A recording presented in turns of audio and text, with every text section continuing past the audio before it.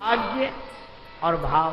हम चाहते कुछ और हैं और भाग्य से मिलता कुछ और है। हम चाहते थे वैसा होगा, ऐसे लोग मिलेंगे, भाग्य से कुछ और तरह के मिल गए। तो भाग्य और भाव का द्वंद्व है कि नहीं? हम जहां नहीं चाहते वहां रहना पड़ता है, जिन्हें नहीं चाहते उनके साथ रहना पड़ता है।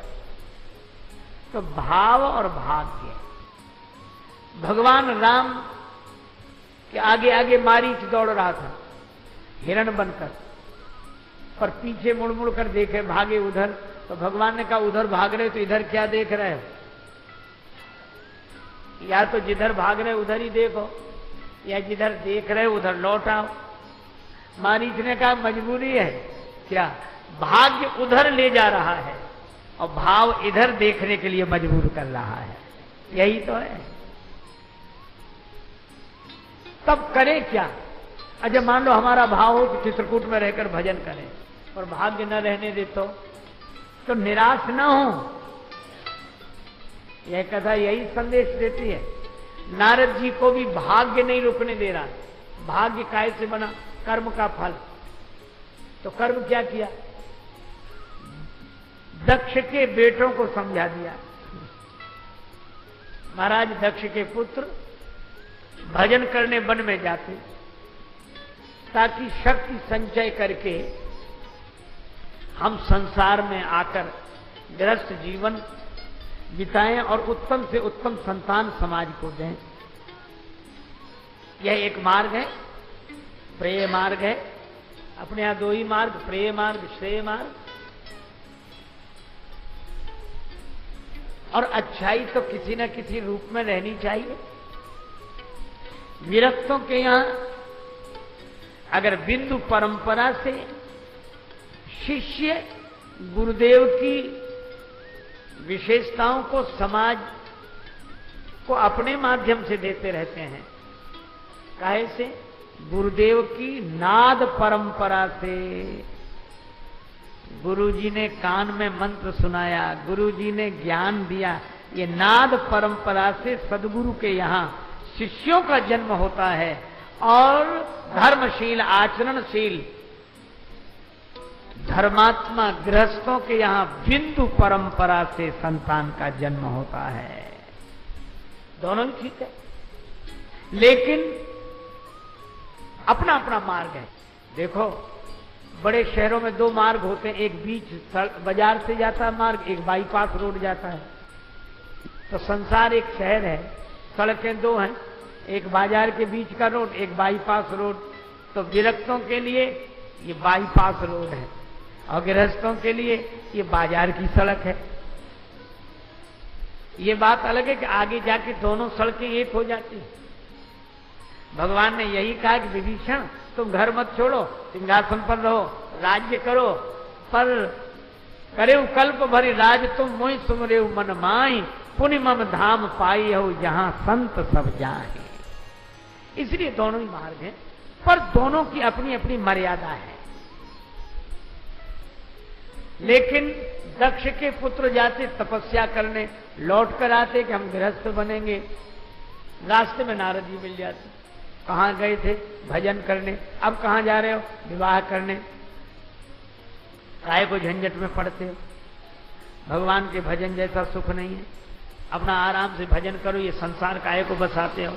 प्रपंच है, फिर इससे सुलझना मुश्किल है।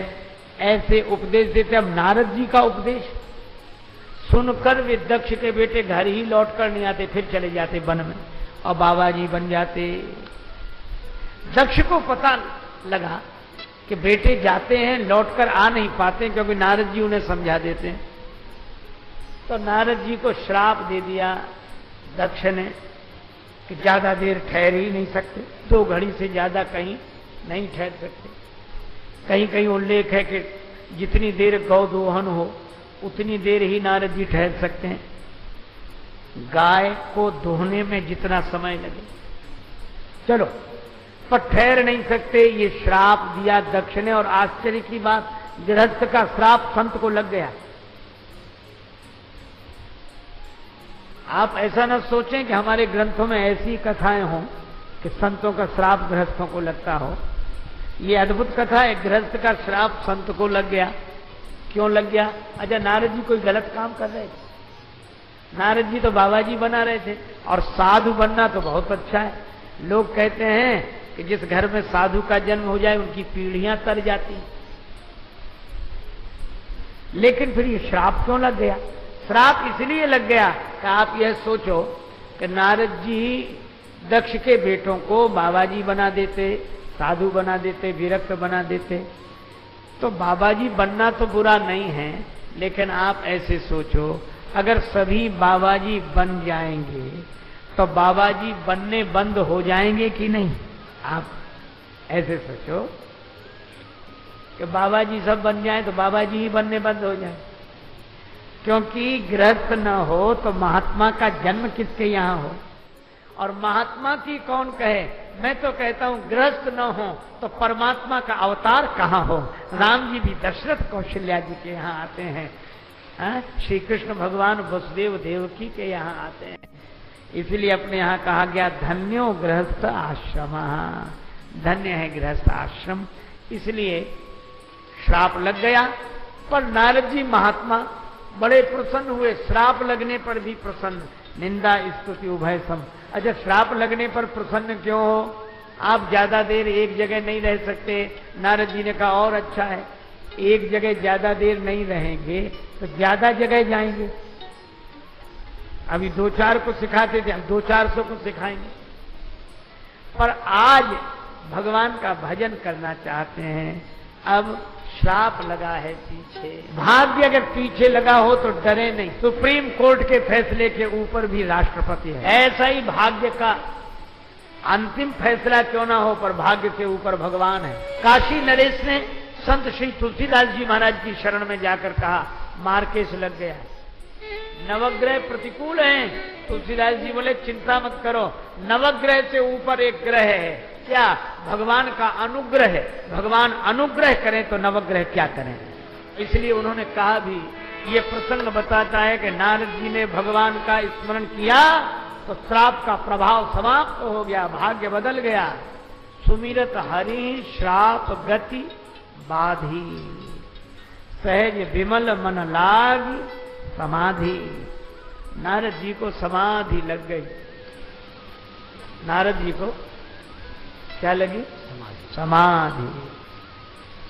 अच्छा, एक बात बताओ, किसकी कृपा से लगी? भगवान की कृपा से। अच्छा, नारद जी समाधि में मग्न, और इंद्र को डर लगा। स्वर्ग का राजा इतना बड़ा, देवताओं का राजा, डर लग रहा है। न सुखम चक्रवर्तीना यत सुखम वीतरागस्य मुनिर एकांत वासिना। इंद्र को भी वो सुख नहीं है, किसी चक्रवर्ती राजा को भी वो सुख नहीं है जो सुख भगवान का भजन करने वाले, एकांत में रहने वाले महात्मा को प्राप्त होता है।